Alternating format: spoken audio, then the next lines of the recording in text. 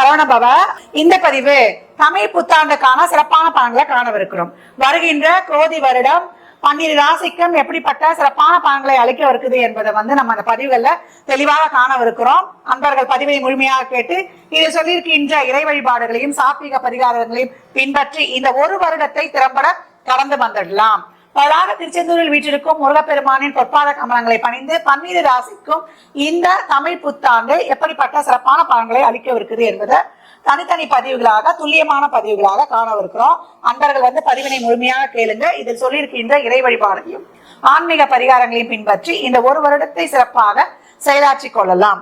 கன்னி ராசி கன்னி லக்னத்திற்கான பலன்களை காணவிருக்கிறோம். இந்த தமிழ் புத்தாண்டு குரோதி வருடம் எப்பேற்பட்ட சிறப்பான பலன்களை அழைக்கும் அப்படின்னு பார்க்கும்பொழுது கன்னிக்கு தான் அட்டகாசமான நேரம். கன்னியை நிறைய டைலாக்லாம் சொல்லியிருப்போம். கன்னி மீண்டு வருமா, கவலை இருக்குமா, ரொம்ப கவனமா இருங்க, பார்த்து வாங்க, பொறுமையா இருங்க, இப்படியே சொல்லி சொல்லி எங்களுக்குமே ரொம்ப கஷ்டமா இருந்துச்சு. இப்ப பாருங்க, நீங்க அடிச்சு தூள் கலப்ப போறீங்க. அருமையான கிரக நகர்வுகள் உங்களுக்கு சூப்பர் அப்படின்னு சொல்லலாம். சூப்பர் இதுலயே முடிஞ்சு போச்சு. 9 குரு எப்படி இருக்கும் உங்களுக்கு? அதாவது என்னன்னு கேட்டீங்கன்னா, ஓடி போனவனுக்கு 9 குரு. அப்பனா என்னன்னா, உள்ளூர்ல பழைக்க முடியாது, வெளியூர்ல பழைக்க முடியும் அப்படின்னு சொல்லிச்சு. பாக்கிய குரு அவர். அப்ப உங்களுக்கு ராசியில கேது, 7ல் ராகு. இந்த பக்கம் பாத்தீங்கன்னா உங்களுக்கு யார் இருக்கிறா? சனீஸ்வர பகவான் 6ல். சாப்பாடு சாப்பிடவும் முடியாது. அது எப்படி சாப்பாடு சாப்பிட முடியாது?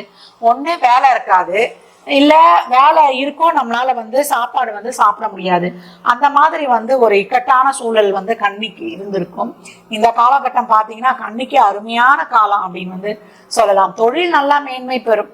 இவர் உங்க ராசியை முதல்ல பார்த்து வெளிப்படுத்துவார். எதுவுமே செய்ய முடியல, ரொம்ப முடக்கமா இருந்த உடல் ஆரோக்கியத்துல ரொம்ப பாடுபடுத்துறேன். நான் வேலைக்கு போகணும்னு நினைப்பேன், ஆனா என் உடம்பு சரியிருக்காது, நான் மூளையில முடங்கிடுவேன், ஒரு நம்பிக்கையே இல்லாம இருந்துச்சு, எனக்கெல்லாம் ஒரு விடிவு காலம் வருமா அப்படின்னு சொல்லிட்டுன்னு. இந்த காலகட்டம் தொழில் மேன்மை, தொழிலாளர் லாபம், ஊதிய உயர்வுடன் கூடிய உத்தியோக உயர்வு உண்டு. பணி மாற்றம், ஊர் மாற்றம், இடம் மாற்றம், எந்த மாற்றம் வேணாலும் செஞ்சு கொள்ளலாம். கையிருப்பு கூடும். ஆரம்ப அத்தியாவசிய பொருட்கள், வசதி வாய்ப்புகளை கூட்டிக் கொள்வது மாணவர்களுக்கு நல்லா இருக்கும், அருமையா இருக்கும், ஜம்முன்னு இருக்கும். சுபகாரிய தடைகள்லாம் நீங்கிடும். திருமணத்துல இது வரைக்கும் இருந்தது கணவன் மனைவியே சண்டை போட்டு கொண்டிருந்தோம்னாலும் இந்த காலகட்டம் ஒன்றிணைங்க, ஒருத்தரை ஒருத்தர் புரிந்து கொண்டு அப்படின்னு சொல்லலாம். அவ்வளவு ஒரு அருமையான காலகட்டம். ஏன்னா அபூர்வ புண்ணிய ஸ்தானத்தை குரு பாக்குறாரு. அப்ப எப்படி இருக்கும்?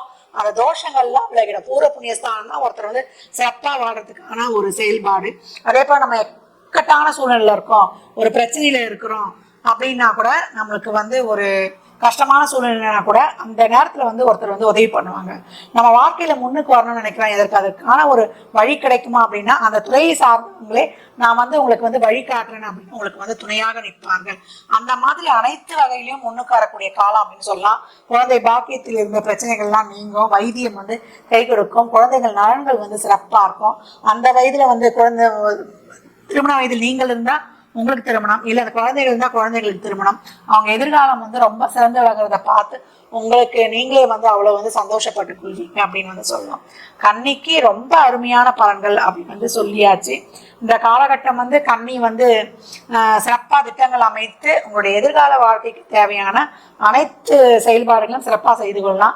ஏன்னா உடல் ஆரோக்கியத்துல மட்டும் கொஞ்சம் கவனம் வச்சுக்கோங்க. உடற்பயிற்சியை முறையாக செய்யுங்க. வயதில் மூத்தவங்கள்லாம் அன்றாட பொழுது கடந்து வந்தாலே ரொம்ப சிறப்புன்னு எடுத்துக்கொள்ளலாம். இந்த காலகட்டம் பூர்வீக சொத்தில் இருந்த பிரச்சனைகள்லாம் நீங்கி கைக்கு கிடைக்கப்படுவது. தாய் வழி, தந்தை வழி இருந்த பிரச்சனைகள்லாம் நீங்கி இந்த காலகட்டம் ஒன்றிணைவது, இதெல்லாமே ரொம்ப அருமையாகவே இருக்கும். எல்லா வகையிலுமே சுப நிகழ்வுல இருந்து பொருளாதாரம், தொழில் மேன்மை, உடல் ஆரோக்கியம் எல்லாமே ஒரு சிலருக்கு நல்லாவே இருக்கும். இந்த முதலீடு செய்யறேன், அது பேர் புதுசா தெரியாத விஷயங்கள்ல மட்டும் போய் தெரியாம மாட்டிக்கொள்ளாதீங்க. ஒரு சிலருக்கு தசாபதிலாம் கொஞ்சம் சிறப்பு இருக்காது இல்லையா, அவங்க மட்டும். மற்றபடி கன்னிக்கு ரொம்ப அருமை. பாக்கியங்களை தர குரு கொண்டு இருக்கிறார்ல, அமர்ந்து தந்து கொண்டு இருக்கிறார் அப்படின்னு சொல்லலாம். இந்த பலன்கள்லாம் கோள்களின் கோச்சார நகர் வைத்து சொல்லப்பட்டிருக்கு. உங்க சுய ஜாதகத்துல இப்ப என்ன தசாபதி நடக்குது, அதை எதற்காக உங்களுக்கு ஊக்கப்படுத்துது, அது திருமணம், குழந்தை பாக்கியத்திற்கா, இல்ல பொருளாதார முன்னேற்றத்திற்கா என்பதெல்லாம் உங்க சுய ஜாதகத்தை ஆய்வு செய்வதன் மூலம் மட்டுமே நாம் தெளிவாக அறிந்து கொள்ள முடியும். கன்னி ராசியில இந்த வெளிநாட்டு வேலைக்காக காத்து கொண்டிருந்தோம் அப்படின்றவங்களுக்குலாம் யாருக்கான பாஸ்போர்ட் விசா அதெல்லாம் சிக்கல்லாம் இருந்தாலும் அதெல்லாம் நீங்கி உங்க கைக்கு கிடைக்க போற வெளியூர் செய்திகள் உங்களுக்கு வந்து சிறப்பாகவே வந்து சேரும் அப்படின்னு சொன்னா அது மிகை கிடையாது.